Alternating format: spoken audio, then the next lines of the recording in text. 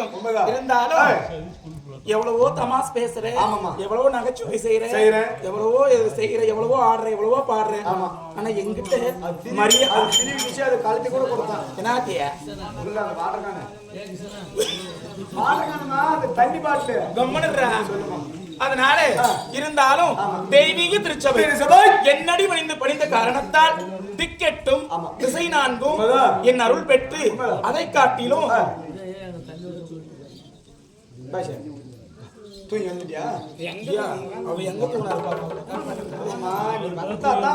அப்படிலாம் இல்ல.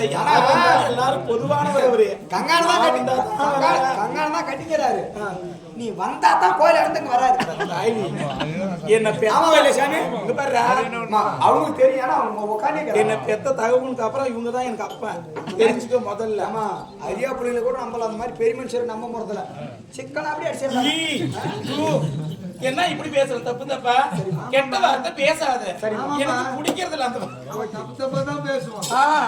எனக்கு அந்த வார்த்தை பிடிக்கிறது இல்ல. இருந்தாலும் ஆமா நீதான் எனக்கு எதிரிய முதல்ல எதிரிய தெரிஞ்சுக்க. என்ன வந்தா மட்டும் அப்படியே கேள்வி கேட்கறது. என்னடா பண்ணிட்டு நான் பாவம் வரலன்னு எங்க அண்ணன்டா அப்படி அண்ணா அப்பயே பண்ணணும். ஏடா பேசுவேன்? சரிம்மா மாமானா என்ன அவன் மாச கணக்காகுன்றியா? அது அண்ணானா அப்பவே செக்கனா அப்படி ரொம்ப ரொம்ப ரொம்ப அபச்சார வார்த்தை காரணம் எனக்கு பிடிக்கிறது வந்து நான் இப்படி தெரிஞ்சுதான் ஆம்பளைங்களும் ஏறு எடுத்து பாக்குறது. நான் அந்த மாதிரி கெட்ட பழக்கம் பேசுறாங்கன்னு தான். கரெக்டுமா. எனக்கு கூட பொம்மன் அடிக்கல கண்டாவே கிரோன்னு வந்து தலை சுத்து மாதிரிதான். அதுக்குதான் பொம்மநாடி மூஞ்சில கூட முடிவு எடுத்துறாங்க. ஏன் என்னத்துக்கு நம்மளுக்கு ஓதுறோம்? எதனால நம்ம டிஸ்டர்ப் பண்ணா என்னத்துக்கு ஓதுறோமா? நம்ம யாரையும் டிஸ்டர்ப் பண்ண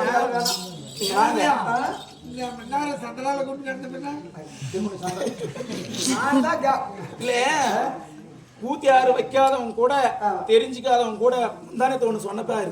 கூத்தியார்கிட்ட எப்படி போகணும், எப்படி கரெக்ட் பண்ணணும்னு அதை பார்த்து கத்துக்குவாங்க. தெரிஞ்சுக்கினியா? தெரியாத அளவுக்கு பார்த்து கத்துக்குவாங்க. எதுனா ஒரு நல்ல விஷயம் சொன்னியா, நல்லது 4 பேருக்கு நடத்தினா அது சந்தோஷம். இப்படி சொல்றியே புள்ளிங்க கெட்டு போயிடாதா? போறா 1வது 2வது படிக்கிற புள்ளிங்கள போறான் பழைய கீசிங்க. இப்படி என்ன இது?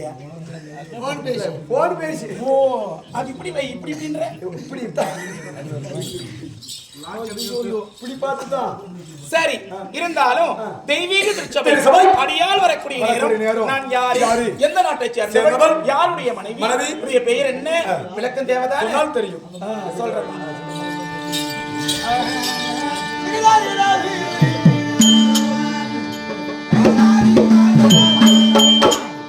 தாளமுடத்துக்கு தெரியுமா? எப்ப நேத்து தான் எப்பந்து பேப்பகாரதான் சொல்லி கொடுத்தான். என்னாலே அப்படி சொல்லிக்கிறேன். எப்படி எப்படி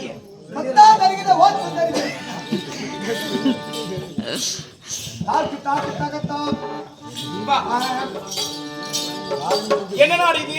இது டெல்லி அஸ்தினாபுரி பட்டணம். 56 தேசம். அந்த தேசத்துக்கெல்லாம் தலைநகர் இது டெல்லி ஆகிய அஸ்தினாபுரி பட்டணம்.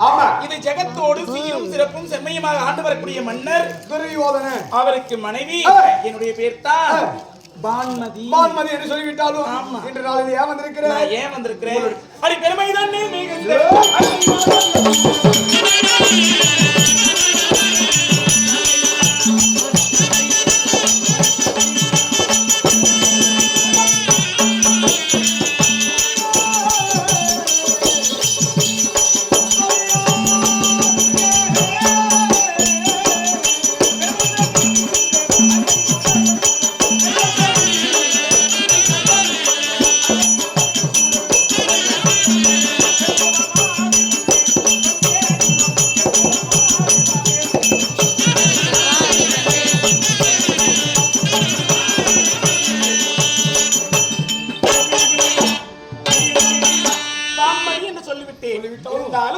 பெரிய வீட்டுக்கு மருமகளாகி நான் வந்தபடியா எங்க அத்தை வச்ச பேரு என்னது? நம்ம பேரு பெருந்தெருவாள். ஓ பெரிய வீட்டுக்கு மருமகளை கால் வச்சு எனக்கு செல்லமா வச்ச பேரு பெருந்தெருவாள்.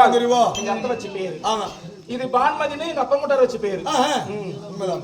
நாங்க எத்தனை பேர் ஒத்தவர வந்தீங்க? அதை சொல்லு. 100 பேர் தான் நீங்க.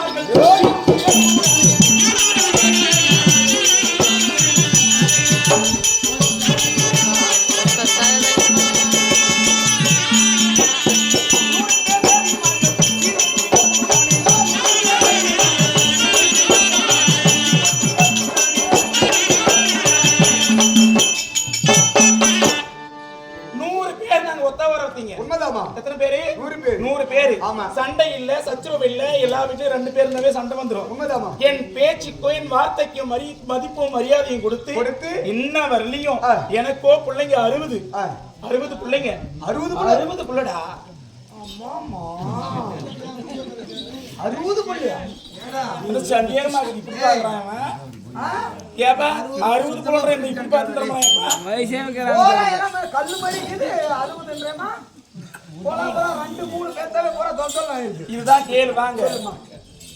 ஏழப்பட்டவன் குழந்தை பெத்தா நீ சொல்ற மாதிரி எல்லாமே ஆகும். தொலை பலபாலன்னு புல புலன்னு கலகலன்னு. எங்க அம்மால 2 புள்ள கத்துக்கு போறாங்க முட்டியாடி சாப்பாட்டுக்கு பஞ்சம். இங்க ஏன் பணம் செருக்கு, ராஜ செருக்கு, பண செருக்கு, நெக செருக்கு, எல்லாம் செருக்கு. எங்களுக்கு என்ன குறை இருக்குது? அதுக்கு தவணை வாங்கி போட்டா ஈரக்கா புடிச்சுக்குது. கரெக்ட். நான் போட்டுக்கிறேன். இயற்கையாவே அப்படிதான் இருக்கிறது. அதனால இருந்தாலும் 100 பேர் ஒத்தா வரவீங்க. வந்திருக்கிற சொல்லுமா. பாண்டவருக்கும் கௌரவருக்கும் யுத்தம். உண்மைதான். எங்க வீட்டுக்காரரு என்ன பண்ணாரு? சத்தியமணி கொடுத்துட்டாரு. ஆமா. தூதாக வந்தது யாரு? எங்க சித்தப்பா வந்தாரு. உண்மைதான். எங்க சித்தப்பா கிட்ட சத்தியமணி கொடுத்துட்டாரு. கொடுத்த உடனே 18 நாள் யுத்தம். ஆமாமா தொடங்கிருச்சு. 19 யார் இருக்கிறாரோ அவங்க நாட்டை ஆளலாம். சத்தியமணி கொடுத்துட்டாரு. பேச்சு இப்படிதான். ஆமா. அதனால இந்த யுத்த காலத்தில் என்ன செய்யறோம் எது செய்யலாம்னு எங்க வீட்டுக்காரருக்கு தெரிவிக்க மாட்டேங்குது. என்ன பேசலாம்னு பேசிருக்கிறாரு. அவர்கிட்ட நிறைய பேச வேண்டியது.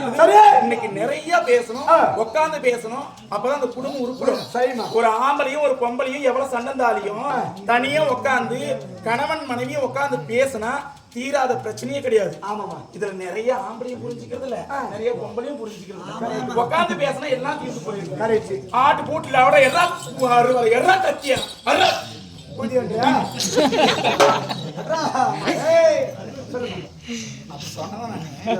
இல்ல அப்படியா? நீ சொல்றது வாஸ்தவம் தான்.